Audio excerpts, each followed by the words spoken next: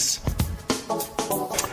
right, welcome to the Bright Side, friends. I am Pharmacist Ben. Thanks for joining us. 844-236-6010 is our number. We love hearing from you if you have questions about health, nutrition, prescription drugs. If you want to wean yourself off your meds and get on a good nutritional supplement program, we can help you do that. If you have a comment or success story you'd like to share, or if you just want to let us know how you're dealing with COVID-19 and the coronavirus and this coronavirus crazy, historic, uncertain time that we're all living in. We want to hear from you.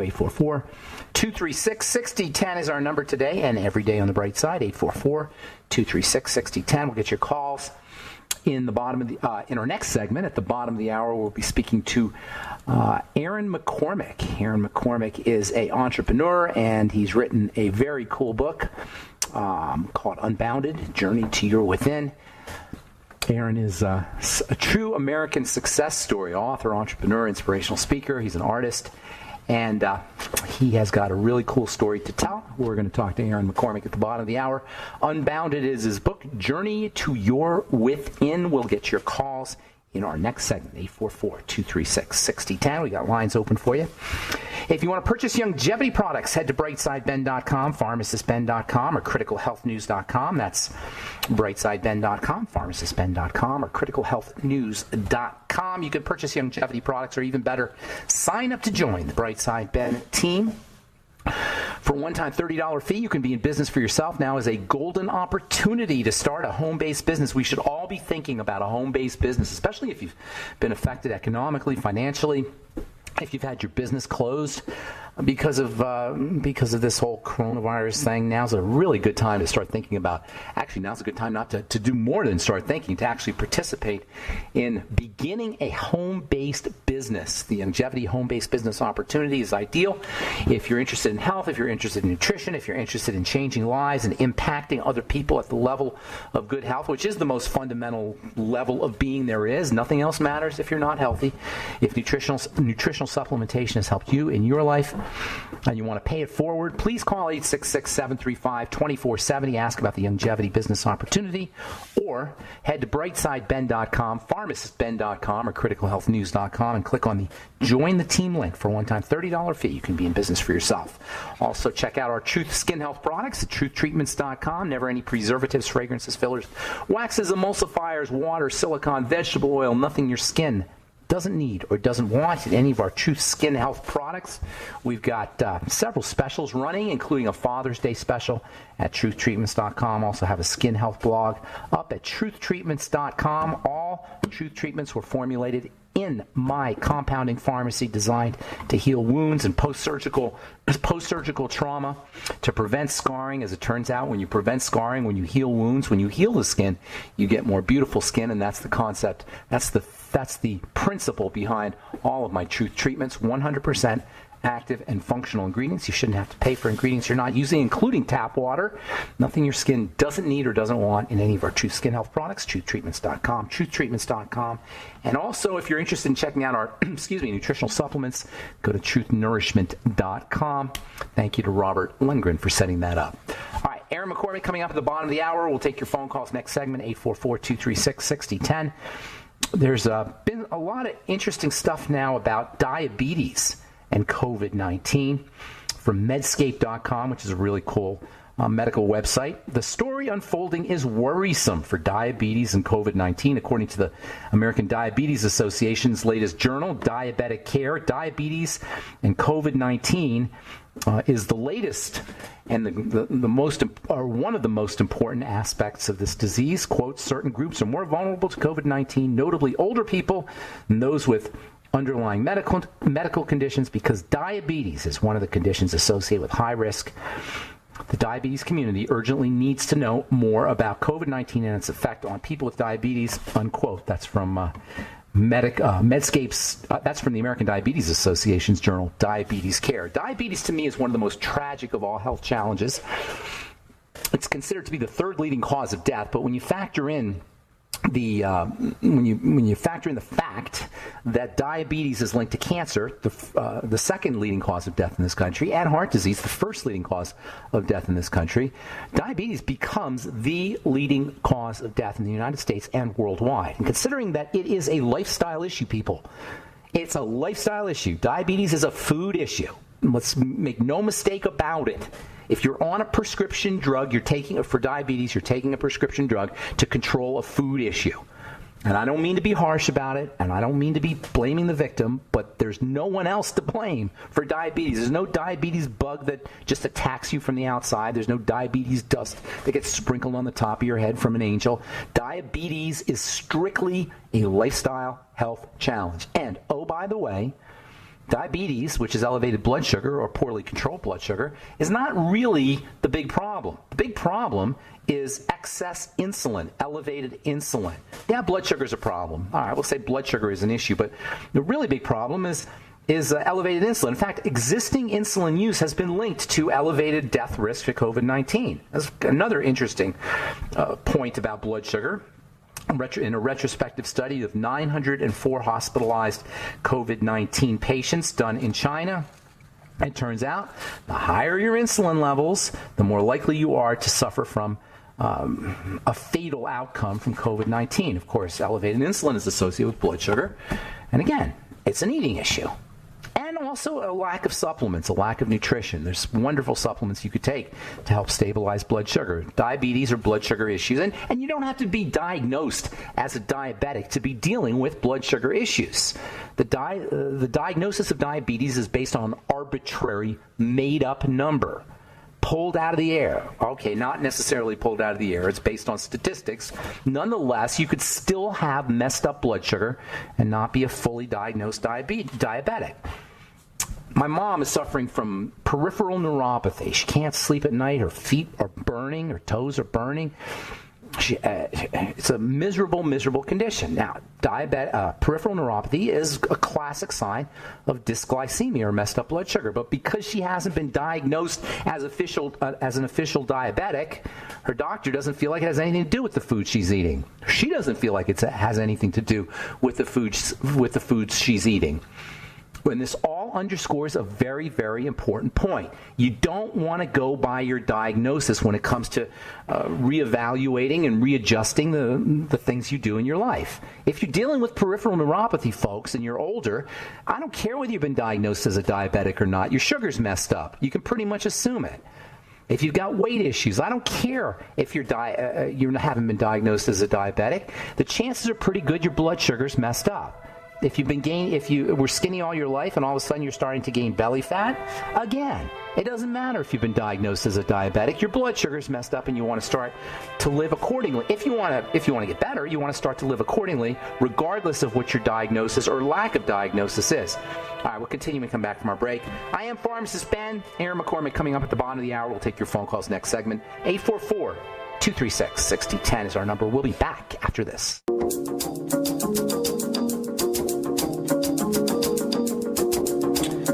Okay, we are back on the bright side. I'm Pharmacist Ben. Lines open for you, 844-236-6010. We'll get your calls. This segment, we're going to talk to Aaron McCormick about his book, Unbounded, Journey to Your Within. Aaron is an author, an entrepreneur, an inspirational speaker, and an artist as well, and he is walking his talk. His book is very interesting. You can check out his stuff, by the way, at aaronmccormick.com. We'll talk to Aaron in our next segment and take your calls as well, 844-236-6010. If you have weight issues, if you have peripheral neuropathy issues, if you have blood pressure issues, if you have kidney issues, if you have liver issues, whether or not you've been diagnosed as a diabetic, you can rest assured that you are dysglycemic. What does dysglycemic mean? Messed up blood sugar. You don't have to be a full-blown diagnosed diabetic to be dealing with dysglycemia, and this is why you always want to go by your symptoms. One of the major symptoms, one of the most important symptoms of dysglycemia, messed up blood sugar, is abdominal obesity, abdominal fat. Most of the time when we talk about we assess whether we're obese or overweight, we're basing, from a medical perspective, we're basing the assessment on something called the BMI, or the body mass index, which is a relationship between weight and height, between height and weight. By computing height and weight, by taking your height and dividing it by the square of your weight, you end up with a figure called your BMI.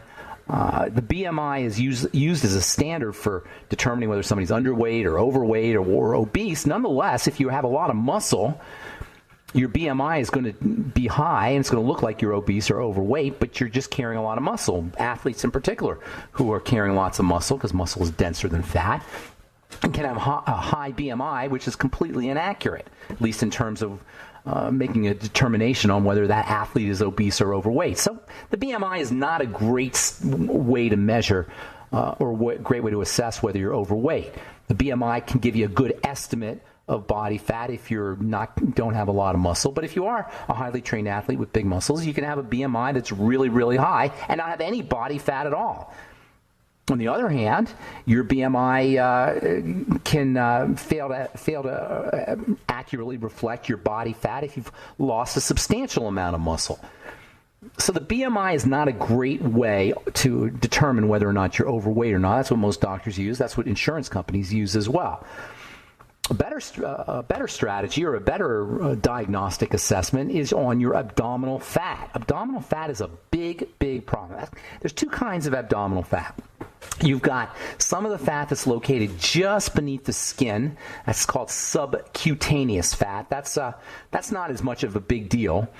It's not great, but it's not a big deal. The fat inside the abdomen, that's the big problem. That's called visceral fat. And it's fat that is located around and wrapped around your internal organs. And that's the real bad guy. The visceral fat is the biggest problem. The visceral fat releases toxins into the blood. Fat releases inflammatory chemicals as well as toxins. Toxicity is stored in fat, and fat is a source of inflammatory molecules. And these inflammatory molecules and toxins can get released into the bloodstream, go right into the liver. And this is one of the major reasons why people deal with what's called fatty liver disease. NASH, non-alcoholic steatohepatitis. Non-alcoholic fatty liver disease, NAFLD, is the other term. And it's a big, big problem. Some 30% of Americans are dealing with this fatty liver issue, and in large part, it's related to visceral fat. It's related to a visceral fat that's located in the abdomen. And this visceral fat is a storage form of the sugar that we're eating. Mostly carbohydrates. Most of the visceral fat problems that we have are related to excess ingestion of carbohydrates, excess ingestion of processed foods, excess ingestion of sweets, desserts, sugar, soda pop, etc. And this is why I find diabetes to be so tragic. This is why I find dysglycemia, messed up blood sugar, to be so tragic. This is why I find fatty liver disease and all of the sequelae, the things that follow fatty liver disease, and the problems, the health challenges that follow visceral fat deposition, and the health challenges that follow dysglycemia to be so problematic. It is a lifestyle challenge. And if you are dealing with this issue, you are going to be more at risk for COVID. And all this nonsense, stupidity about hiding in your house and wearing a mask when we're eating the same kind of crappy food we've been eating, and not supplementing, not making sure we're getting the mighty 90 essential nutrients, particularly the essential nutrients that are associated with helping us process sugars, is so problematic. Listen, forget the mask. Forget hiding in your house. Stop eating the sugar. Stop eating the processed food. Get yourself on the mighty 90 essential nutrients, particularly the sweeties, chromium, vanadium, MSM sulfur, alpha-lipoic acid, ultimate niacin. These are all great, ultimate selenium, these are all great nutrients that help your body process sugar and help support insulin. The problem is not the bad guys attacking us. The problem is our crappy, nutrient-poor, and toxic food-rich lifestyles, not to mention lack of exercise, lack of breathing, and stress. If we really cared about health, we wouldn't be hiding in the house, and we wouldn't be mandating masks. We'd be mandating vitamin C, or at least providing everybody with vitamin C and zinc and free gym memberships. It's craziness with vaccines and drugs and hiding in the house. Just absolute scientific gobbledygook nonsense. All right, 844-236-6010 is our number. I'm Pharmacist Ben. Time to hit the phones. Aaron McCormick coming up at the bottom of the hour. Let's talk to Bob in Minnesota. Welcome to the Bright Side, Bob. What's up? Hey, Ben. Question on HIV virus. My understanding is that they never did find a vaccine for that, correct? They're still working on one, I think, but no, I don't know of an HIV vaccine. And our immune system if it's well tended and strong, tended to and strong. Didn't Magic Johnson? Yes, Magic Johnson. Yeah, it's a classic. That's exactly right. Just because you have a diagnosis of an infection does not mean you're going to be symptomatic. It does not mean you're going to have a shortened lifespan. It doesn't mean anything. And really, on its own, it doesn't mean anything. Just being infected. Now, if you're infected and you have a crappy lifestyle, and you're smoking cigarettes, and you're drinking alcohol, and you're taking drugs, prescription and otherwise, etc., yeah, you might have a problem. But your point is very well taken. And listen, Bob, every time you watch on the news and they tell you about how many people are infected, they're fear-mongering for their own ends, either to get people to watch or to manipulate us in some way. The amount of people who are infected doesn't frickin' matter. I don't know how many. It just makes me so mad. The amount of people that are infected doesn't matter. It's the people who are symptomatic and people who have the disease. Go ahead. I'm sorry. Well, it's fine. I bring it up because my understanding is that over in China they're bioengineering, manufacturing the COVID or the coronavirus with the HIV molecule to make it so that our T cells would be confused and not find the infected cells and thus keep you sick. Did you read that somewhere? Yeah, and I wish I could see that article again, but I can't tell you. If you can find it, I'd love to read that. I didn't know anything. It was from a Wuhan Post news article where they talked about the ORF8 protein molecule affecting the histoimagine molecule on the outside of a cell so that the T cells would get confused and not find the cell. I'd love to read about that if you find it. I hadn't heard that. Nothing surprises me. Yeah, thank you so much, Bob. All right, we got to take a break. We got Aaron McCormick coming up at the bottom of the hour. I'm Pharmacist Ben. You're listening to The Bright Side. We'll be back right after this.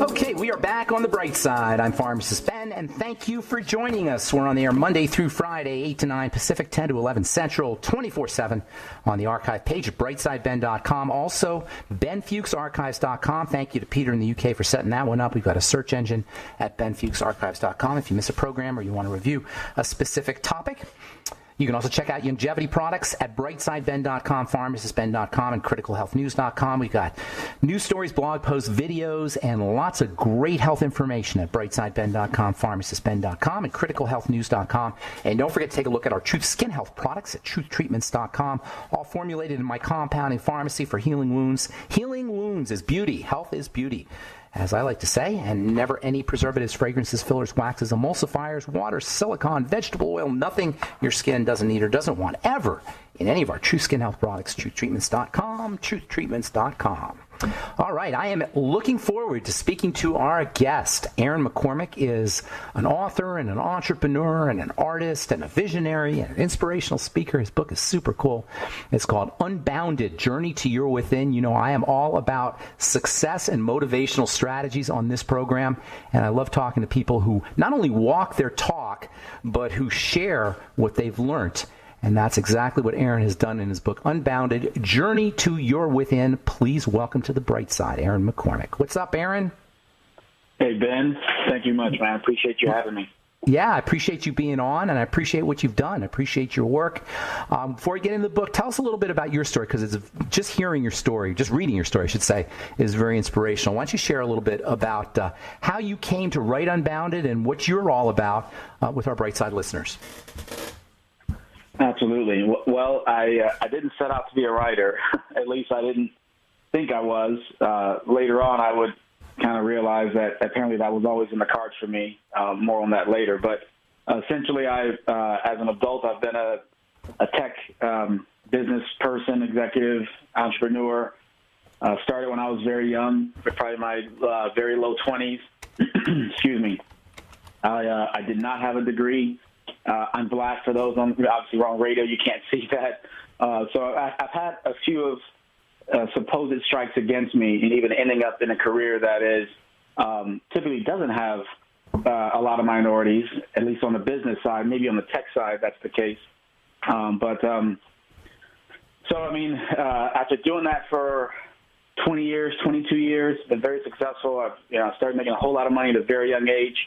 In the sales side of the business, a lot of awards, one of the best in the world I became, which sounds very weird to say, but that became a reality. But throughout that whole journey, Ben, what's been more, I guess, a truth for me is the empathic side and the desire to help others, which kind of translated into my ability to sell. And that's one of the things that made me so really successful. Always number one, my goal wasn't always to be number one. I always wanted to be the best that I could be. But, it just kind of converged in that way on the business side. But the book came because throughout my life, I had helped so many people inadvertently, meaning they would just bring random problems, challenges, situations, just like friends do, acquaintances do. They come up, and I would just begin asking some fairly introspective questions, just trying to understand them, their position, and what they're dealing with. And these questions would lead them to their own answers, to their own truth, and they would go away kind of knowing exactly what to do next or having a lot more clarity. And that's just happened in all categories of life, from people's career to relationships, themselves, personal challenges and issues that they've gone through. And late in my career, here in the past 3 years or so, it hit me that the money that I was making, I really had what most would consider, in a very physical context, the perfect situation. I was working 25-hour weeks or so because I was good at what I did. I traveled the world, took the family on a lot of vacations, had Lamborghinis and mansions, the whole bit. And I was just unfulfilled. And I don't mean that like I was unhappy. Happiness is inside of you. So I was happy, but something was telling me this is not the extent of what I'm here to do. This is just kind of, it's not enough. And I started thinking, how can I do what's always been inside of me, what's always been happening on a more macro level than the onesie-twosie conversations? Some of these stories have been extraordinary in terms of the changes that people have been able to make from their own introspective answers that would come from the things that I would ask them about or talk to them about. So I said, maybe I should write a book. So in 2015, toward which ironically was the pinnacle of my earnings, that was the first 7-figure in 12 months year. I was at IBM. I'd been there 7 years up to that point. And I was in Hawaii with the senior executive team of IBM. It's like the top 1% out of 400,000 people get selected. So it was about 3,000 of us that were there. And I'm telling my wife, this is probably my last job. And again, there was nothing unhappy about it. It was just clear to me that how many more cars, how much more anything.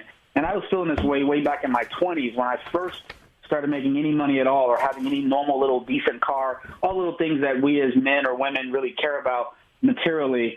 I knew even then that wasn't, the real answer. So I just finally stepped into it and started writing the book. And it came out earlier this year. So very excited to be trying to help and just kind of pay it forward, what's really inside of all of us. Did I hear you say you had a 7-figure income in 12 months being a salesman for IBM?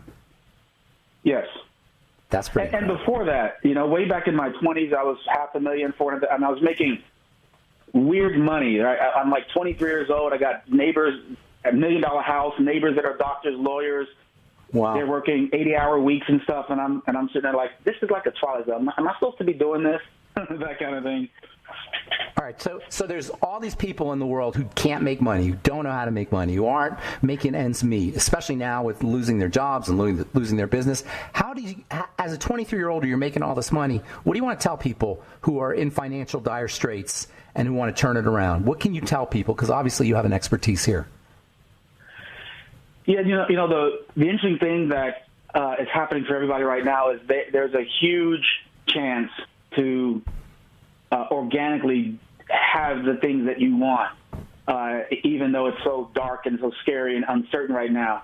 I would say there's two paths to any sort of financial success, basically two paths. There's the vision path where you know exactly what you want to be and do, and it's really positioned, or it comes about by what's in the heart. So you're following a passion, and you'll do nothing but that thing. Those are those stories where you hear mega greatness, very young ages, or I mean, like 5, 7, 10. People know what they're here to do, or you have no desire. It brings you so much joy to do that thing. You'll be broke. You'll be sleeping in cars, etc. That's one way. That's the vision way. That's sort of the right-brained way, meaning you're more creative or heart-driven. Most of us are not that way. We're in a very dense reality. We have a lot of things around us that shape what we're supposed to be and how we're supposed to be, which is kind of what the book gets into. And so the other way that most people get to be successful is they just grind it out. They grind it, whatever it is, whatever they've been told will make money, they just kind of grind it out. And that's where most of us are. We're just at a job that we ended up at, a career we were told was good, or that we felt we had no choices.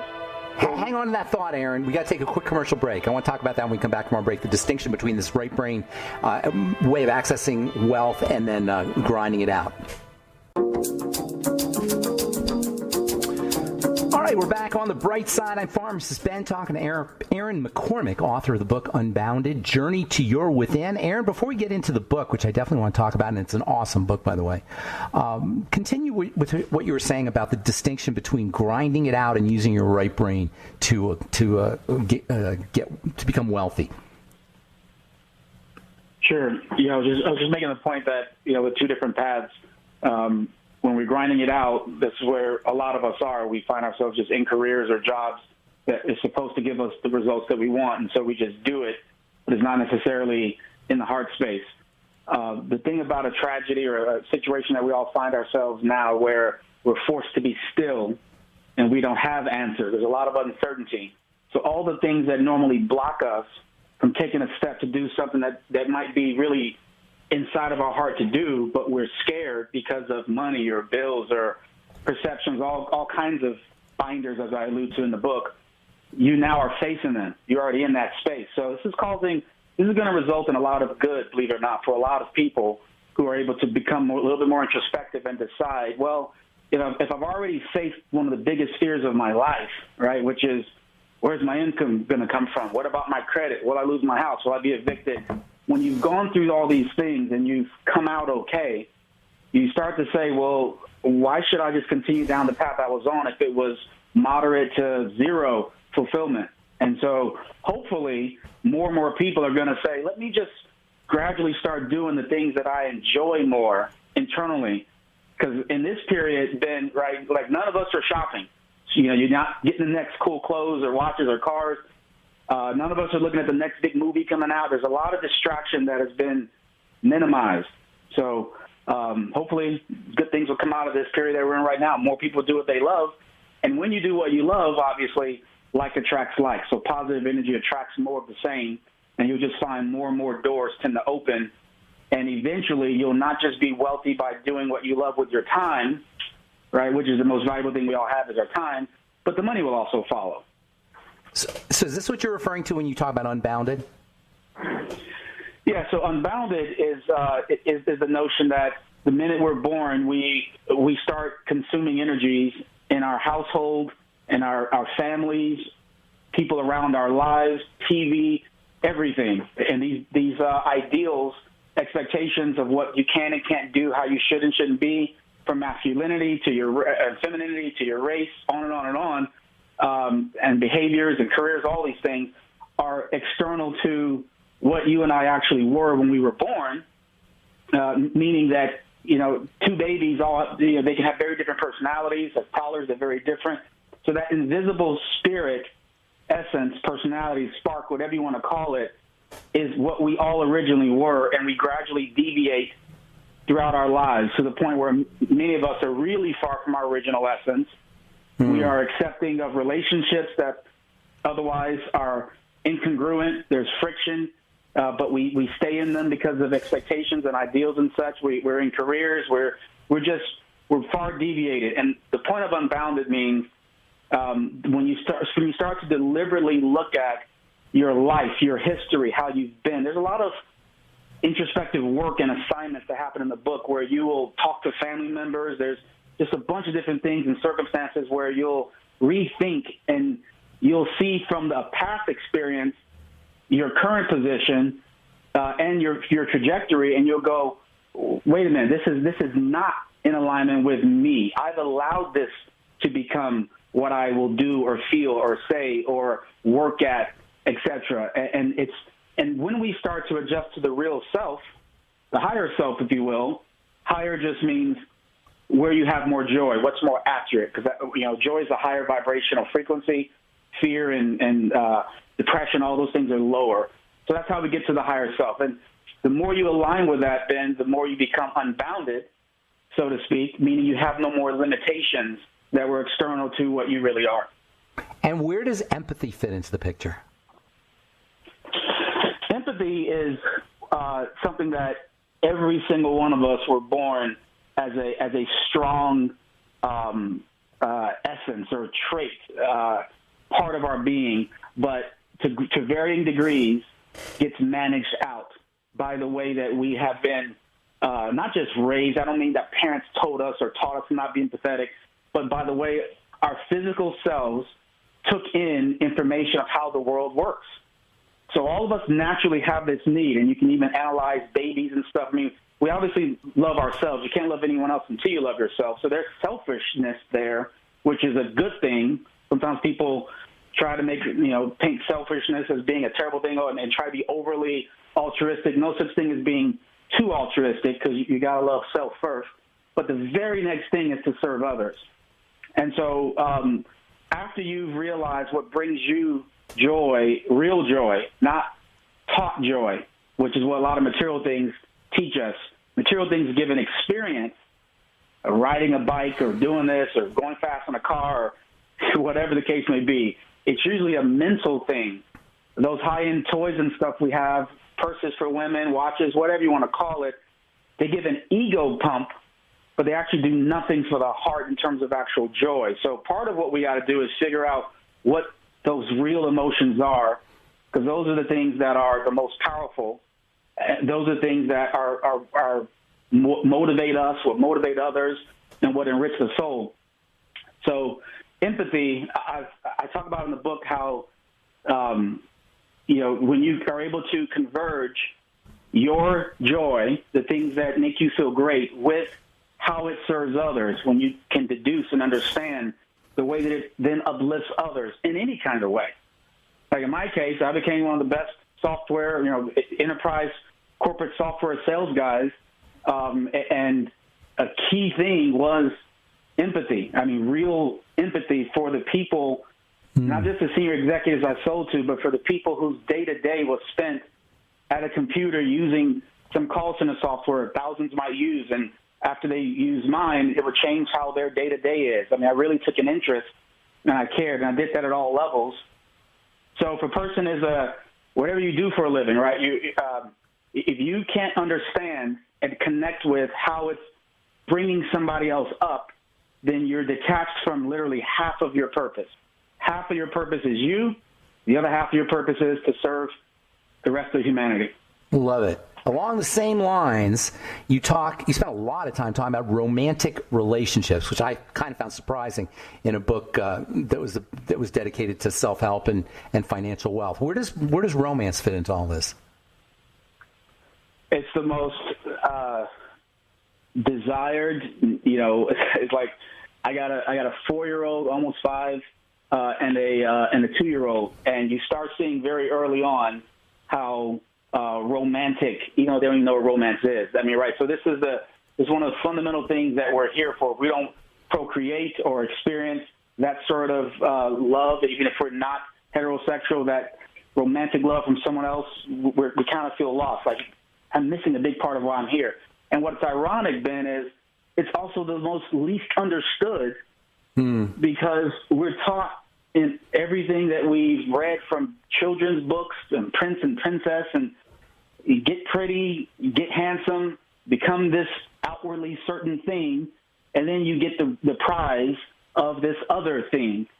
So it's about impressing, if you will, or it's about being this thing so that you can get something else. And again, going back to the whole notion of connecting your own dots and understanding that it all starts with you. Most relationships that are unhappy, in conflict, it really has nothing to do with the other person. It has everything to do with us and what we decided to accept. And sometimes even when we think we're doing it out of empathy, Ben, like, we could be we've all been in a relationship, whether we're, grammar school, high school, or adults, where you realize, I'm not having fun, I'm not enjoying this, but you stall at ending it because you don't want to hurt someone. So that's the natural empathy. It's great to have that.